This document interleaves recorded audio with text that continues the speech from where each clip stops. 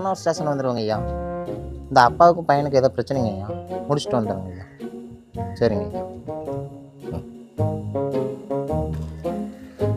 சொல்லுங்கப்பா, என்ன பிரச்சனை? அதான் சார், அப்பா சொத்து எழுதி வைக்க மாட்டேன்னு பிரச்சனை பண்ணிட்டு இருக்காரு. ஏப்பா, நீ அப்பா சொத்துன்னு சொன்னோன்னு தான் ஞாபகம் வருது. 2 நாளைக்கு முன்னாடி நைனாம்பட்டியிலேருந்து ஒரு ஃபோன் வந்துச்சு.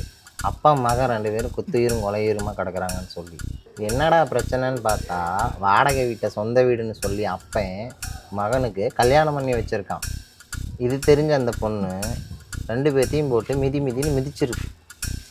நாங்கள் மட்டும் கரெக்ட் டைமுக்கு போகலை, 2 பேரும் அல்பாயுசில் போயிருப்பானுங்க. அதெல்லாம் பரவாயில்ல சார். எங்கள் ஏரியாவில் என்னாச்சுன்னா கதை பேச வந்திருக்கோம் சார். அதெல்லாம் விடுங்க சார், எங்கள் பிரச்சனை என்னன்னு கேட்டு தீர்த்து வைங்க சார். ஆமாம்ல, நீங்கள் ஏன் தலையில் துண்டை போட்டு வைப்பாங்க? என்னாச்சுங்க? கட்டையை போட்டானுங்க சார். ஏப்பா, கொஞ்சமாவது அறிவு இருக்கா? ஒன்னதான்ப்பா, கொஞ்சமாவது அறிவு இருக்கா? ஒரு தடவை தானே பிறக்க போகிறோம். இல்லை சார். நிறுத்தப்பா, ஒரு தடவை தானே பிறக்க போகிறோம். உங்களையெல்லாம் பெத்த பாவத்துக்கு உங்கள் அப்பா வேர்வை சிந்தலாம், ரத்தம் எதுக்கப்பா சிந்தணும்? அப்பானா யாருன்னு தெரியுமா சார்? இவர் எங்கள் அப்பாவே இல்லை சார். இவர் உங்கள் அப்பா இல்லையா? நீங்கள் யார் சார்? சார், நான் பஞ்சாயத்து தலைவரும் சார். சரி, குடும்ப பிரச்சனையே ஒரு பஞ்சாயத்து பண்டிகைன்னு கூப்பிட்டாங்க. சரி. இதுக்கு மேலே தெரியணும்னா மேலே ஒரு லிங்க் கொடுத்துருக்கேன், 1 நிமிஷம் தான் ஆகும், பார்த்துட்டு வந்துடுங்க. கையெழுத்தெல்லாம் போட முடியாது. எனக்கு கையெழுத்து போட்டானா கடைசி வரைக்கும் கஞ்சி ஊற்றுறேன். எனக்கு கையெழுத்து போட்டா கறி சோறே போடுவேன். அந்த 2 புறம்போக்கு தான் புறம்போக்கு நானும் தெரியாமல் பேசிட்டு இருக்கிறாங்களா?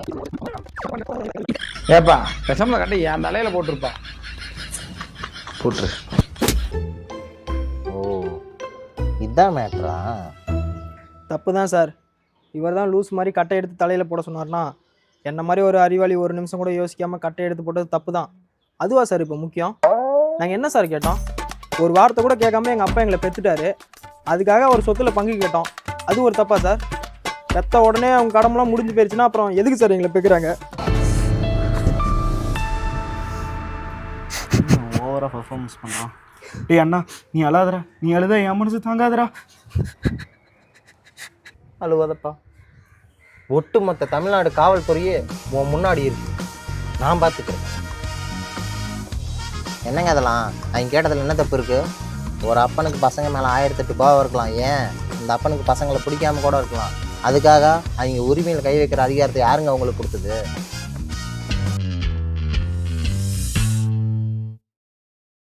சார், நான் சொன்னதை நீ எதுவும் சரியாக கவனிக்கலன்னு நினைக்கிறேன். அந்த 2 புறம்போக்கு தான் புறம்போக்கு நானும் தெரியாமல் பேசிட்டு இருக்கிறாங்களா?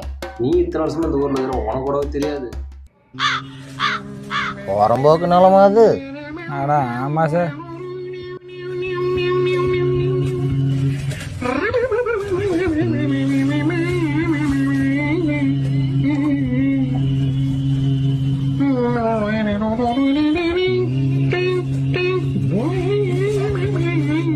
இப்படி சார்? ஏப்பா, புறம்போக்கு நிலம்னா என்னன்னு தெரிஞ்சுதான் பேசுறீங்களா? நினச்சேன், தெரியும் சார். என்னடா அரசாங்கம் திடீர்னு நம்மளுக்கு சப்போர்ட் பண்ணுதுன்னு, புறம்போக்குனால அது இதுன்னு சொல்லி எங்களை சமாதானப்படுத்துறீங்களா? எவ்வளோ சார் காசு கொடுத்தாங்க? சார், இதெல்லாம் நாங்கள் அன்றைக்கே கட் அண்ட் ரைட்டாக சொல்லிட்டோம். அது புறம்போக்கு நிலமாக இருந்தாலும் சரி, பொண்ணு விளையிற நிலமாக இருந்தாலும் சரி, எங்கள் நிலம் எங்களுக்கு வேணும் சார். என்ன சார் இப்படி இருக்கானுங்க? இத்தனை வருஷமா எப்படி இவங்க அப்பா கூட இருந்தார்? ஆமாம், அவங்க அப்பா ஏன் வரல இன்னும்? சார், அவர் வள்ளினாலும் பரவாயில்ல, அவர் வந்தாலும் கையெழுத்து போட முடியாது அதே தான் சொல்லிட்டு இருப்பார். நீங்களாவது எங்களுக்கு நல்ல புத்திமதி சொல்லுங்க சார். சே, நீங்கள் எதுக்கும் கவலைப்படாதீங்க. ஒட்டுமொத்த தமிழ்நாடு காவல்துறையும் உங்கள் முன்னாடி இருக்கு. தம்பிங்களா, நல்லா கேட்டுக்காங்க. புறம்போக்கு நிலங்கிறது கவர்மெண்டோட சொத்து.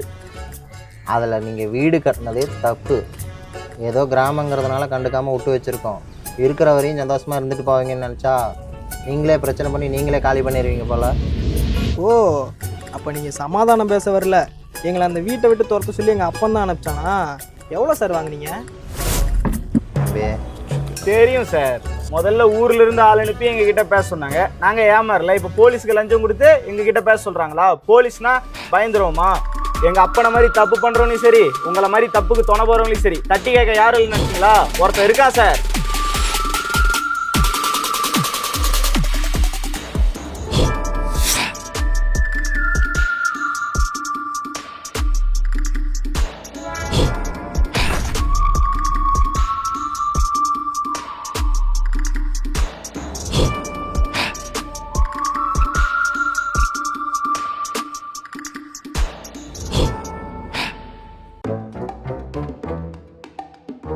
ஆமாம் நீங்கள் யார்?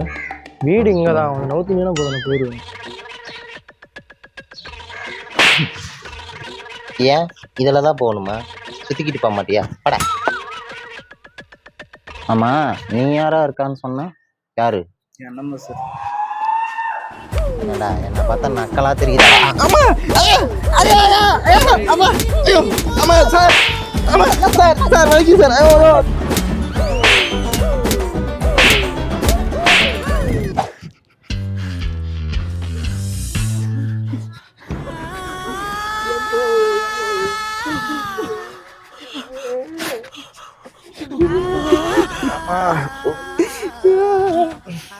ஏண்டா நவீனு, ஒரு தடவை என்னடா பிறக்க போகிறோம்? அட போடா சார். நாமெல்லாம் ஒரு தடவை தானே சார் பிறக்க போகிறோம். என்ன சார் பெரிய சொத்து? அப்பா சார். இன்னொரு தடவை பிறந்தா சார் அப்பான்னு கூப்பிட போகிறோம்.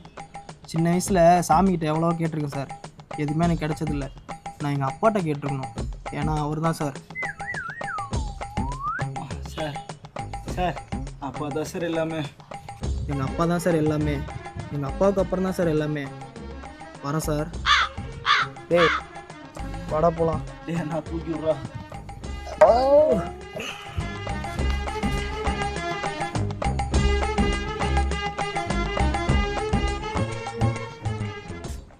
தலைவரே வாங்க போகலாம். எந்த ஹாஸ்பிட்டலில் கட்டு போட்டீங்க?